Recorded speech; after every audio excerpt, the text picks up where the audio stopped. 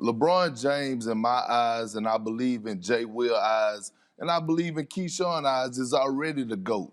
But to a lot of old heads like Mike Greeny, Stephen A., Max, Jalen Rose, he still have a lot to prove. And if he beat this super team along with what he did beating the Golden State Warriors, the 73-9 Golden State Warriors, I don't want to hear no more GOAT conversation, all right? Because it's over.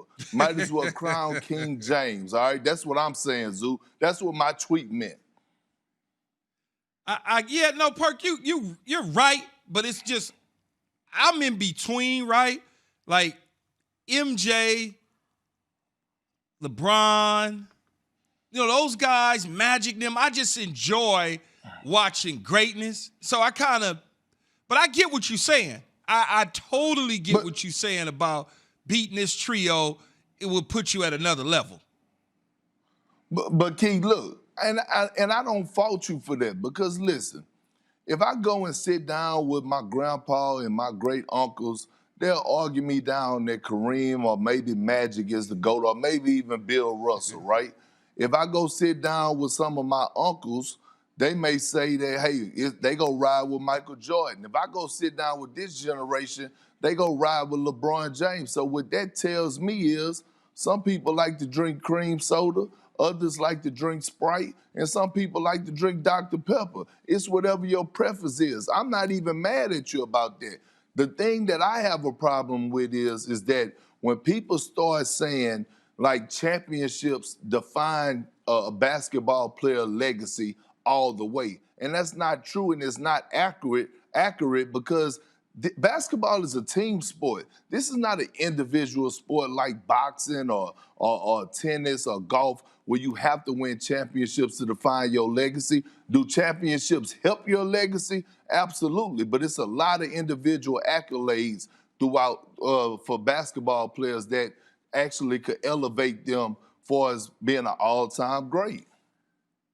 Perk, what was your feelings? And you knew this all along, obviously, James Harden, the way James went about positioning himself to leave Houston to get to a destination that his taste buds would like. What did you think about that? I was a little disappointed in James. And James is a great dude, man, great friend of mine. But I was a little disappointed in him. And they have this old saying, it's not what you do, it's how you do it. And I wasn't mad at James for requesting a trade or wanting to go to a title contender because he is getting up in this age and he is going past his prime. But the way he did it, especially the last interview, one thing we all know, especially you, Jay and Key, is that the last thing you should do is throw your teammates under the bus. And I thought he did just that by saying we're not good enough, we're not talented enough. Like, you don't have to say that about your teammates. They already know that you don't want to be there. Even if you feel that way, you're supposed to keep that inside. So I don't have a problem with him wanting out. I just didn't like the way that he conducted himself. And on another note, his professionalism, showing up late to training camp, showing up out of shape. Because here's the thing, it gets a little deeper with me. It's going to hurt the next generation, in my opinion. Guys like Charles Barkley, Magic Johnson, Larry Bird, who paved the way for guys like James and Kyrie and Kevin Durant and LeBron James to be getting paid hundreds of millions of dollars. Guess what? The way that certain guys are acting right now, they're burning that bridge down. It's going to hurt the future. And that's not what you want to do, because guess what the owners go do? They go to the next CBA and they go be like, nah, we need to reconstruct some things. We need to address some things. I don't know if we could give guys $100 million. That's a great point. Perk brought it back to the past with Michael Jordan, now looking ahead to the future on what this could possibly mean. We should mention the deal is now official. It had been unofficially official for a while, but here's the statement from the Nets GM, Sean Marks. And by the way, has he been swinging for the fences since he got the job all the way around? Quote, adding an all-NBA player such as James to our roster better positions our team to compete against the league's best. He went on to then say James is one of the most prolific scorers and playmakers in our game, and we are thrilled to bring his special talents to Brooklyn. Jay? Big Perk, Does this now, considering the way James Harden got out, you talk about him being unprofessional, you talk about the way he threw some teammates under the bus, with everything happening with Kyrie, does this turn the Brooklyn Nets into the new villains of the NBA?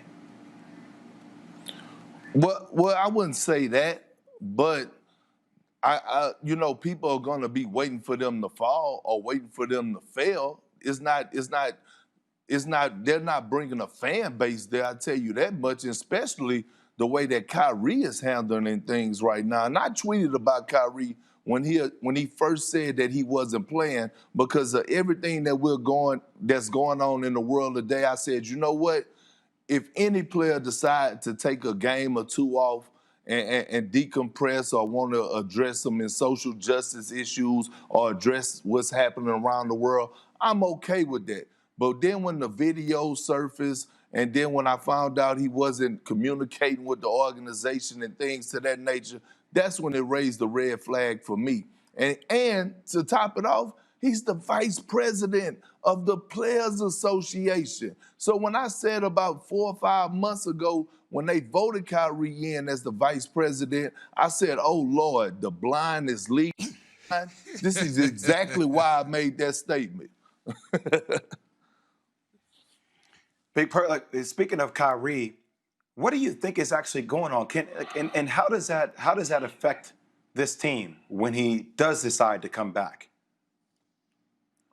Well, that's a good question. I mean, we all wondering what's going on. Hell, I think Sean Marks in the organization and Steve Nash wonder what's going on, and I think that's why they pulled out their Liberty Mutual.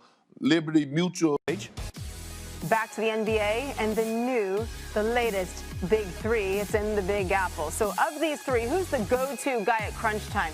Who would you want to have the ball? Who gets the play called for them? Well, Second Spectrum, since they started tracking at the start of the 14 season, Harden, Kyrie, and KD rank in the top 8, and ISOs in clutch time. That's defined as the last 5 minutes and the scores within 5 points. Durant's 1.19 points per possession on those plays is actually the best among the trio. So you're welcome. That should be your answer. Reaction around the league as this news broke yesterday and today, beginning with the 2-time defending MVP, Giannis. It's an amazing move for Brooklyn. Obviously, they got better, way better. And they're really powerhouse right now in the East. Having KD, James Harden, Kyrie Irving together in one team, that's tough. Obviously trades and things happen every year. And, for me, my main focus on what we do here and how we continue to get better. And that was the case today. The trades happened today, and I couldn't allow myself to kind of indulge in that, knowing that we had a team that we had to play tonight. So my main focus today was on the Thunder.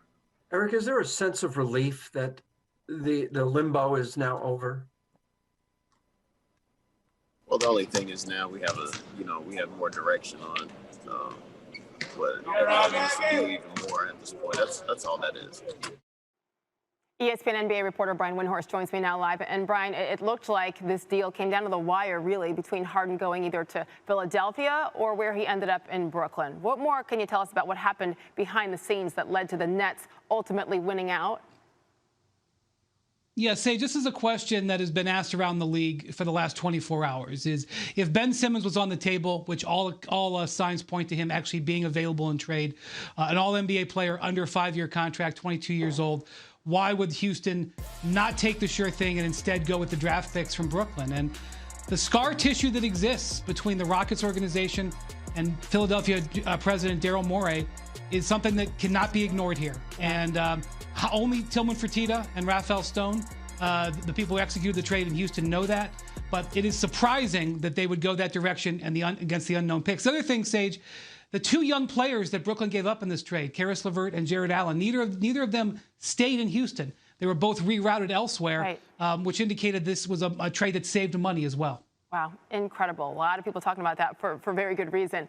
The key player heading to the Rockets now then in that 4-team deal is Victor Oladipo, who is eligible for free agency at the end of the season, this expiring contract. So what is his long-term outlook in Houston, Brian? Yeah, so he has made it clear to the Pacers that he is looking for big money in this offseason, hoping to have a big year. And if the Rockets are indeed watching their payroll, which their other moves imply, it's not out of the realm of possibility, and other teams are expecting Victor Oladipo potentially to be available in trade again this year. A couple of teams to keep an eye out for. The Dallas Mavericks and the Miami Heat are two teams that were expected to pursue Oladipo in free agency. They couldn't maybe make a deal with the Pacers. Maybe now they can make a deal with the Rockets. Also keep an eye on PJ Tucker, a possibility to be traded. I don't think the Rockets are done shopping players to get off salary and also to get draft picks. And for Oladipo, one final note, I mean, as good of a player as he has proven to be, this is now his third team in just the last 5 seasons. So interesting as he continues. Remember, he had the injury a couple years ago as well. So